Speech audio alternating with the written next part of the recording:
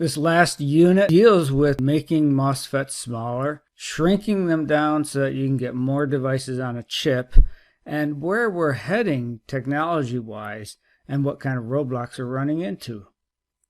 Scaling started in the 60s with the observation by Gordon Moore and other people that you're getting more and more devices on a chip as time went by. 1965, Gordon Moore suggested it might be about doubling every year. By 1975, that had been refined to every 2 years and has been set to that ever since. As you can see from the graph, it is changing a factor of 2 every 2 years. I can draw a line through the data. This is just a PowerPoint line through the data. These are in 5, so this is a logarithmic scale, but you have 1,000, 5,000, 10,000, 50, 100,000. You can compare, say, 50 to 100,000, 500 to 1,000 to a million, and realize that as the line crosses those two transistor count levels, 2 years go by.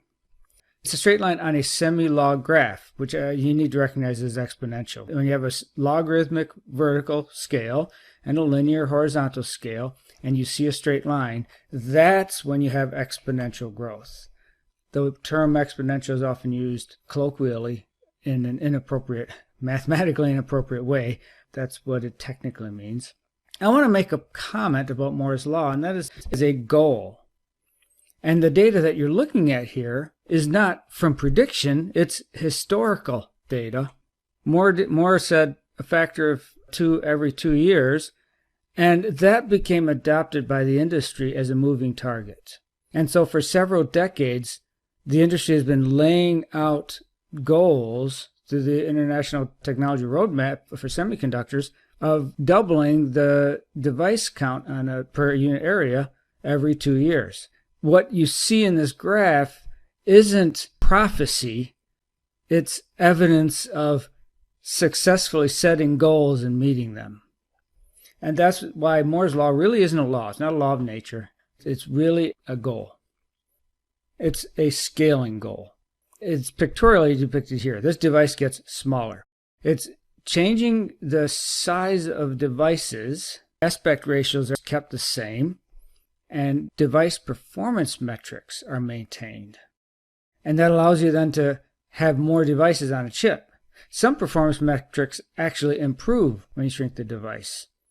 Leakage current has not gone up anyways, it's gone down, so that you get more devices on a chip without having these enormous growths in dissipation. We'll talk about the limit that has reached. And there are a lot of different reasons for doing this. The cost reduction, because if you get a lot more devices on a square centimeter, you can certainly bring down the cost. Speed, enhancement of greater speed, greater circuit density.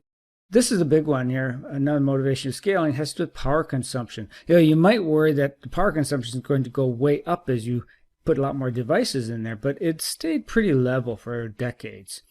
As you shrink your device, you have a shorter gate, which means you have less channel resistance. And so therefore you have less I squared R. And there are two kinds of I squared R's that we have to be concerned with.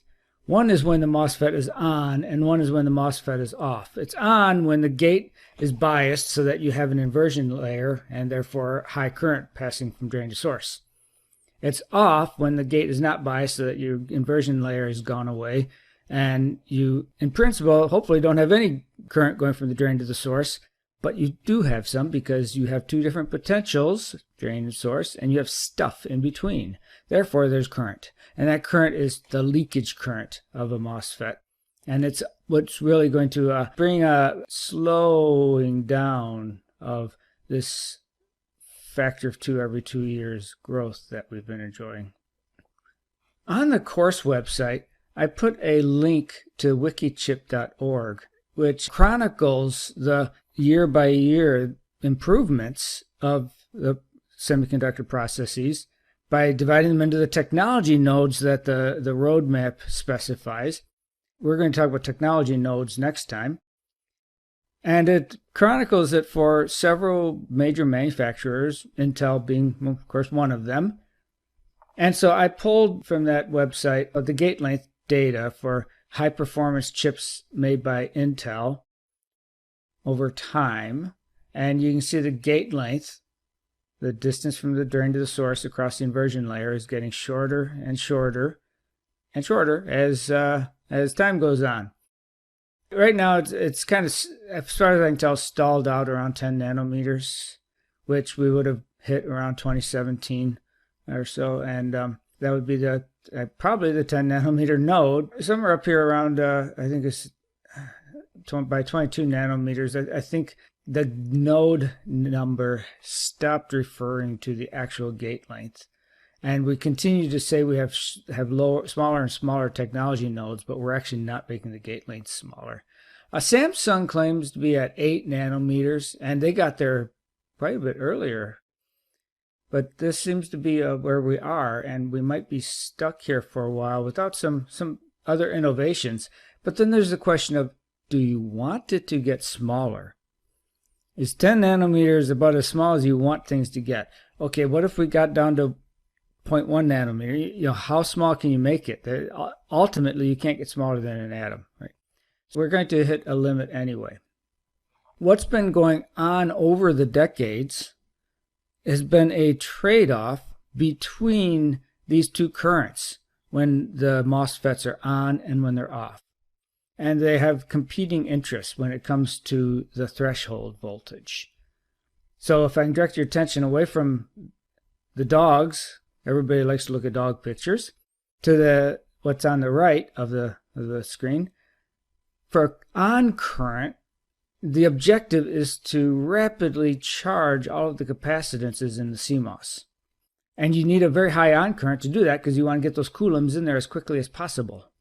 When the MOSFETs are on, you want to be passing a lot of current, and to make that happen, you need a small threshold voltage. I'll refer you to equation 666, which is for the drain source saturation current of a MOSFET, which essentially is the on current. Because what happens with on is when CMOS switches, you have the PFET and the NFET, and one of them is always on and one of them is always off. During the switching is when you need to change the charge states of the capacitances, and so it's during the switching that for a brief split picosecond, you have current flowing through both of them. They're both able to pass current. And that current is essentially at the saturation current level. And so that's why I refer to equation 6.6.6 in order to look at how the on current varies with threshold voltage. So you get a smaller threshold voltage, you can have a larger on current because of the way all threshold voltage is doing is offsetting the applied gate voltage. But if you want a low off current, which you do, because off current is bad. Off current, first of all, is useless. It accomplishes nothing. It doesn't do anything. And it dissipates. Now, if you think about this, if I have 1 million MOSFETs on a chip, each MOSFET has a leakage current of 1 microamp, which doesn't seem like much. I have a off-state current of 1 amp, 1 million times a micro.